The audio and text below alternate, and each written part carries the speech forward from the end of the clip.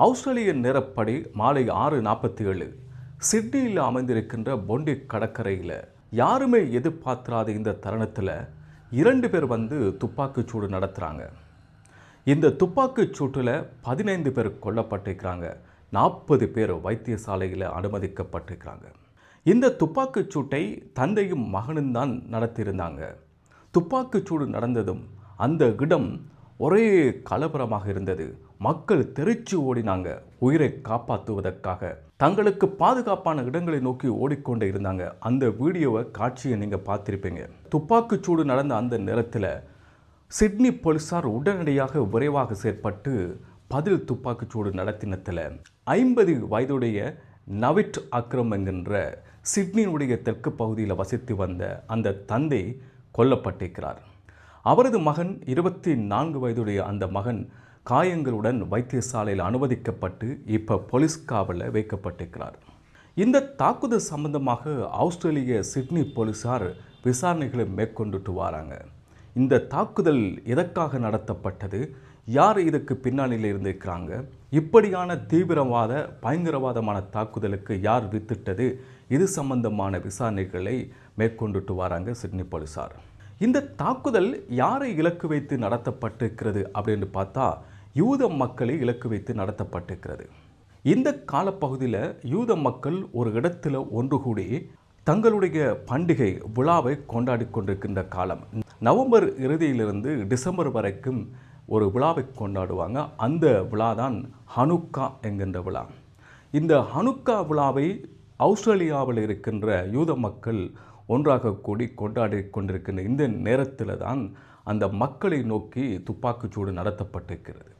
இந்த தாக்குதல் ஆஸ்திரேலியாவில் மாத்திரமல்ல, உலக அளவிலேயே பெரும் அதிர்வலையும் குழப்பத்தையும் ஏற்படுத்தியிருக்கு. ஹனுக்கா விழா என்பது யூத மக்களுடைய நம்பிக்கையின் அடிப்படையில் மிக முக்கியமான விழா.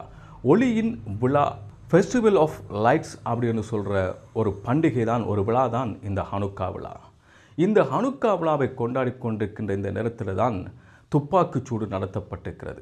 இந்த ஹனுக்கா விழாவினுடைய பின்னணியை நாங்கள் பார்த்தோம் என்றால், கிறிஸ்தவுக்கு முன் 2ஆம் நூற்றாண்டில் கிரேக்க ஆட்சியிலிருந்து யூத மக்கள் தங்களுடைய சுதந்திரத்தை, மத சுதந்திரத்தை கிரேக்க ஆட்சியிலிருந்து மீண்டும் மீட்டெடுத்து ஜெருசலம் ஆலயத்தை நிறுவியதற்காக, அதனை நினைவு கூறுவதற்காக கொண்டாடப்படுற விழா தான் இந்த விழா.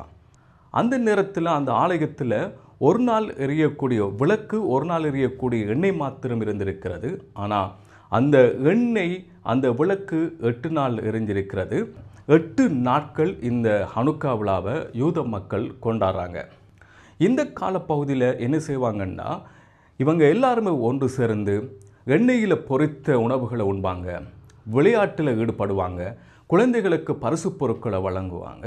எப்படியாக ஒரு இடத்துல ஒன்று கூடி இந்த ஹனுக்கா விழாவை கொண்டாடுவாங்க. இந்த காலப்பகுதியில் தான் இந்த மக்களை இலக்கு வைத்து இந்த தாக்குதல் நடத்தப்பட்டிருக்கிறது.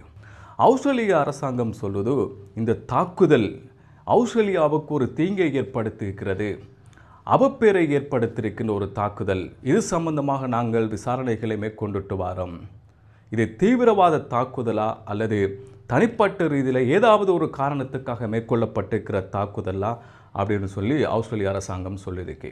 இஸ்ரேலிய பிரதமர் பெஞ்சமின் நெத்தன்யாகு கடுமையாக இதனை கண்டித்திருக்கிறார். ஆஸ்திரேலியாவில் இப்படி ஒரு பிரச்சனை இருக்கிறது, யூத மக்களுக்கு எதிரான நடவடிக்கைகள், செயற்பாடுகள் எல்லாம் அங்கே இருக்கிறது, ஆஸ்திரேலியா மிக கவனமாக இருக்க வேண்டும் என்று நாங்கள் ஏற்கனவே எச்சரிக்கை விடுத்திருந்தோம், சொல்லியிருந்தோம். ஆனால் அவங்க கண்டும் காணாமல் இருந்திருக்கிறாங்க. அதனால தான் இப்படியான ஒரு தாக்குதலை கட்டுப்படுத்த முடியாமல் இருந்திருக்கிறது ஆஸ்திரேலியாவில். எனவே இதனை நாங்கள் வன்மையாக கண்டிக்கிறோம் அப்படிங்கிற விஷயத்தை இஸ்ரேல் பிரதமர் சொல்லியிருக்கிறார். எல்லாவற்றையும் மறந்து மகிழ்ச்சியாக குதூகலமாக கொண்டாடி கொண்டிருப்பாங்க. எந்த விதமான அசௌகரியங்களும் தாக்குதல்களும் நடக்காது அப்படிங்கிற ஒரு எண்ணத்தில் தான் எல்லோருமே கொண்டாடி கொண்டிருப்பாங்க. அப்படியான நேரத்தில் இப்படி மிளச்சத்தனமாக புகுந்து அந்த மக்களை சுட்டுக்கொள்வது என்பது ஒரு மிக மிக வன்மையான கொடூரமான செயற்பாடாகும். எனவே இந்த தாக்குதலுக்கு பின்னணியில் யார் இருக்கிறாங்க, இது ஏன் நடந்திருக்கு அப்படிங்கிறத ஆஸ்திரேலிய அரசாங்கம், சிட்னி போலீஸார் இப்போ விசாரிச்சுட்டு வராங்க. அதனுடைய பின்னணி துளங்கும், பின்னணி வெளிவரும் அப்படிங்கிற விஷயத்தையும் ஆஸ்திரேலிய அரசாங்கம், சிட்னி போலீஸார் சொல்லியிருக்கிறாங்க. இந்த தாக்குதல் சம்பந்தமாக உங்களுடைய கருத்து என்ன? ஏன் இந்த தாக்குதல் நடத்தப்பட்டிருக்கிறது? ஏன் இப்படியான தாக்குதல் நடக்குது அப்படிங்கிற விஷயத்தை கமெண்ட்ஸில் சொல்லுங்கள்.